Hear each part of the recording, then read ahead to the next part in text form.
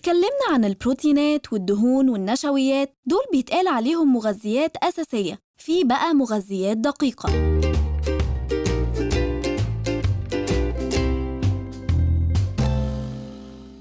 ودول اللي الجسم محتاجهم بس في كميات قليلة، يدوب ملي جرامات بس، مش زي المغذيات الأساسية اللي بكميات كبيرة. إيه بقى المغذيات الدقيقة دي؟ المغذيات الدقيقة هي الفيتامينات والمعادن والأملاح. اتكلمنا على المعادن والأملاح في حلقة فاتت، بس إحنا النهاردة هنتكلم عن الفيتامينات اللي إحنا دايماً مقصرين في حقها. ما ذنب الفيتامينات؟ 2 بيدوبوا في المية، بي اللي هو ب، وسي اللي هو ج، و2 بيدوبوا في الدهون اللي هم A اللي هو ألف، ودي اللي هو د. مبدئياً الفيتامينات اللي بتدوب في مية الجسم، الأولاني طبعاً فيتامين سي أو ج، وده المشهور في نزلات البرد. لما الست الوالدة كل شوية تسألك: شربت العصير يا ضنايا؟ طب أخدت الفوار يا حبيبي؟ ده شاي بالليمون يا عينيا. مع إن كل اللي محتاجينه في برتقانة ونص. والله بس مبدئياً الجوافة والفلفل الرومي فيهم فيتامين سي أكتر من البرتقان، فتاني مرة تحتاجوا فيتامين سي جربوا شوية جوافة. ثانياً الفيتامين ده مش مفيد بس في نزلات البرد، ده بيساعد في التئام الجروح زي وولفرين كده، وبيحافظ على مرونة الأوعية الدموية، وكمان بيساعد على امتصاص الحديد. فاكرينه الحديد؟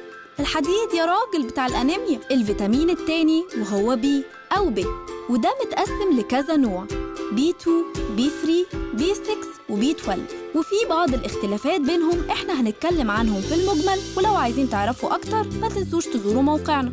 بصفة عامة فيتامين بي موجود في اللحوم الحمراء والكبدة والبيض واللبن. الفيتامينات دي بتساعدك في تحويل الأكل لطاقة، فبتخليك نشيط طول اليوم، مهمة جداً لقوة الأعصاب، وبتساعد في تقوية الذاكرة وتقليل الصداع والهضم. نيجي بقى للفيتامينات اللي بتدوب في الدهون. أولاً A أو ألف، فايدته إنه بيساعد في تقوية النظر وللحفاظ على بشرة نضرة، عشان كده دايماً نقول الجزر بيقوي النظر لأن فيه نسبة فيتامين A. البطاطا برضو مليانة فيتامين A وأعلى كمان من نسبة الجزر، فأنت ممكن تقول البطاطا بتقوي النظر برضو، بس أفيتها مش حلو. ده غير الكبدة والخضروات الورقية الخضراء. تخيلوا إن 12% من ولادنا عندهم نقص في فيتامين ألف اللي بيسبب ضعف النظر، مع إن البطاطا لذيذة. أكلوا عيالكم بطاطا وجزر، مش عايزين جيل كله نضارات.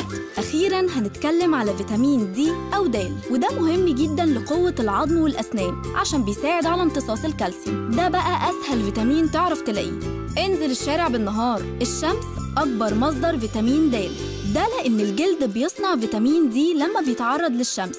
أخيراً التان جاب فايدة، بس أهم حاجة حاولوا تبقوا الصبح بدري، مش عايزين حروق وضربات شمس. وهتلاقوه كمان في الأسماك الدهنية زي السلمون والتونة والماكريل، وكمان في منتجات الألبان. اتكلمنا عن الفيتامينات، منافعها وأضرارها، وبتساعد في إيه في الجسم. الفيتامينات مهمة جداً، وعشان كده من المهم إننا ناكل خضار وفاكهة ومنتجات مدعمة بيها عشان ناخد احتياجاتنا منها. الأربعة اللي اتكلمنا عليهم دول مهمين جداً للجسم، بس طبعاً دول مش كلهم. زوروا موقعنا عشان تعرفوا أكتر عن بقية الفيتامينات، وما تنسوش اقرأ واعرف فوائد أكلك، ده شكلك أكلك. وما تنسوش تعملوا سبسكرايب وتزورونا على شكلكأكلك.com عشان تعرفوا معلومات أكتر عن الفيتامينات وبقية الحلقات بتاعت شكلك أكلك. الحلقة دي برعاية سيريلاك، سوبر ماركت سعودي دومتي.